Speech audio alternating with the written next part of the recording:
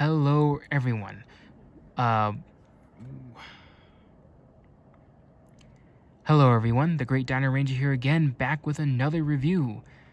Today, we're going to take a look at the Jurassic World Chaos Theory Epic Evolution Yaz and Monolophosaurus Rescue Pack. So this was another figure that I received for my birthday, and this is probably the last of the human packs that I think we were needing from last year. I don't know what happened to that Kenji one. With the motorcycle, so I don't know what's going on with that one. I'm not sure if that one's canceled or not. There was that Suchomimus one with Ben.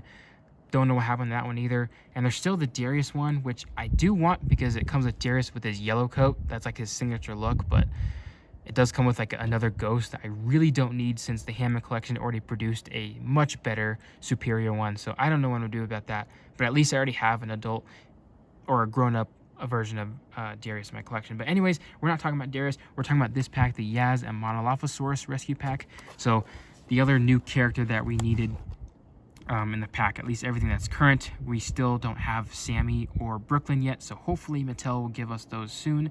But anyways, this human pack looks really nice. We got another Monolophosaurus in the more movie accurate design, and the colors seem very movie accurate too, at least with one of the individuals.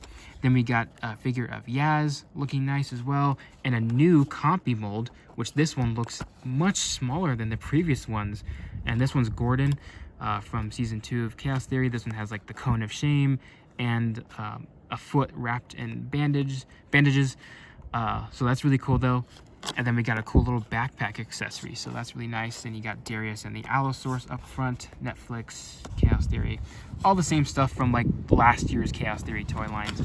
Then we got the Chaos Theory logo on both sides. Here in the back, we got some more stuff like the Fax Up stuff, the Monolophosaurus, Compsognathus Gordon, and the cool backpack that can Yaz can wear and can unzip or unclip whatever to put Gordon inside. So that's really awesome. I like that. And then we got the other two. Still unsure about what I'm going to do about this one. And then I do have this one, which I did review. So, or I didn't review this one as a whole, but I think I reviewed something about it, whatever I did for Christmas. But that's really cool though. Really nice. Really excited to finally have this one in my collection. So yeah, that's enough about the packaging. Let's go ahead and get a closer look at this set. Alrighty, so here we have the Yaz pack out of the box, and again, this is another fun little set, you know, with the human and the dinosaur and a couple accessories. These sets are just so much fun, and this one's just one of those really great ones, and it's pretty much shows a lot of things from the show for the most part, and I mean overall it's just a really great set. So we'll go ahead and take a closer look at it. We're actually going to start with the main dinosaur, which is the Monolophosaurus, only because this is the exact same dinosaur mold-wise that we've been getting pretty much the entire time. I want to say roughly since 2021 was when this mold from the Monolophosaurus came out. Now this one I really do like a lot because of the colors. The colors are pretty, I mean for the most part, accurate to the show, at least to one of the individuals where they're kind of like a greenish color with the red crest. And I think it looks pretty good. The paint job, obviously, you know, while I do like it, it is kind of lacking. It could have been applied a lot better. Mattel has definitely applied a lot more paint to some of these smaller, like Danger Pack sized dinosaurs in some cases.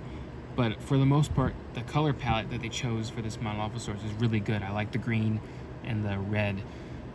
They work really well together, and I think it pretty matches one of the individuals from both Camp Cretaceous and Chaos Theory, where there's one that has like a red around the face area. But like I said, when it comes to lacking, first of all, the main body paint is like this really dark green color, and then you got like these brown markings here on the body that kind of stripe down a little bit, and you got a little smaller patch right here just behind the hips. And that's pretty much it. That's all you get of that. It would be nice if we got like a little bit kind of coming down the neck and majority onto the tail, and maybe down the leg. I don't know if that's entirely accurate. And then here on the face you got that red, and just by judging the way the red looks, this is definitely printed on, but still it looks pretty nice. It contrasts with the green very well. And then you got like this lighter color, this lighter beige greenish color the lower jaw, which again would have been nice if it kind of went down the neck or went down the underside. And actually, I should have brought this out in terms of comparison. The original Monolophosaurus of this sculpt that came with Kenji back in 2021, that one, the underbelly color went all the way down to the stomach region, and I just wish that that was kind of applied with this one as well. And then the teeth are like this yellowish color, and then the inside of the mouth is like the red, or at least the lower half is that red fleshy color. Looks pretty nice. Overall, it's pretty much the exact same sculpt, fairly accurate to the one in the show. A lot of nice skin details and scales, like right here, and some spines along the back, some larger scales along where those ridges are. You know, muscle definition. The sculpt is pretty good for a smaller dinosaur like this. Same with the hands and the feet and the legs. You know, and then you got the famous large, goofy-looking teeth up front. So hopefully, maybe Mattel can work on that later. And oh yeah, the eye is painted in a yellow with like I think like a black slit. So it looks pretty much like the ones from the show. And yeah, I mean, that's pretty much it. You got the scan code here as well. And then articulation-wise, it's pretty much the same. You know, with the jaw, the neck, and the arms, legs, and the tail. So there's nothing different with these ones at all. Just a basic Monolophosaurus figure. But I really do like this one a lot because I really like the colors. So it's a great one. Great addition to our little Monolophosaurus pack. Then we have our main figure, which is Yaz. This is our first Chaos Theory Yaz figure. It's nice to get a figure of her older self from the Chaos Theory show, because we do have her teenage version from Camp Cretaceous, which we'll compare in a second. And yeah, I mean, for the most part, it looks really good. It pretty much matches the character from the show. The detail, the deco on the face looks pretty spot on as well. I mean, maybe this eye is a bit more to the left, but it's nothing too terrible. The hair is nicely sculpted as well, pretty much matches her hairstyle in the show. And then you got the clothing's pretty spot on too, with her little coat, shirt that's going on here. You can see the detail in the pockets and where the buttons would be, and some of the creases and folds in the jacket as well, even in the sleeves that they appear to be rolled up. So that's kind of a cool little effect that Mattel sculpted in. And then as you can see, her shirt nicely sculpted, nicely painted as well, kind of matching the one from the show with the striped colors. And you got the belt sculpted in very nicely. Sadly, it's not painted like in a brown with like a yellowish belt buckle. But again, I don't know what color her belt is necessarily in the show, but you know, it would be nice to see some more paint there. And then her pants, nicely sculpted with some, I like the folds and the creases in the clothing, kind of adds movement and a bit more realism to these figures, since these ones are animated and not live action. And then her shoes are nicely sculpted as well. A lot of great detail. Not a lot of color, but I think they were already white in the show. I'll have to go back and keep an eye out for that. But overall, I mean, pretty nice little figure, I would say. Articulation-wise, it's pretty standard for the Mattel figures. The head can rotate or swivel and go up and down. Then you got the shoulders and the elbows, obviously, typical. You got the waist movement, and you got the legs that can move forward and backwards, and you got the knee that can also swivel. So, you know, as usual, pretty basic, but you know, it works. It works for a human action figure. And then one of her accessories is actually this backpack that I already applied on. There's like this little notch right here that if you just pull the flap up, the notch comes undone, and that allows you to help, you know, put it on the figure much easier. And then you just click it back in, and it pretty much stays on there. So it's not coming off at all. Great detail on the backpack. Like the sew marks and just the pockets, the flaps, everything just looks really done on it. It's a really nice looking backpack. And the fact that it can come out, you can put it on any action figure if you want to. The sculpting detail, like here, like on the straps and on the backpack itself, it almost looks like it scales but I don't think it's supposed to be scales. I'm not sure if it's supposed to be some sort of other material that's on bags, but it's really cool though. It's made out of like a softer rubbery plastic, so it has like this smooth rubbery texture to it, so that's pretty interesting.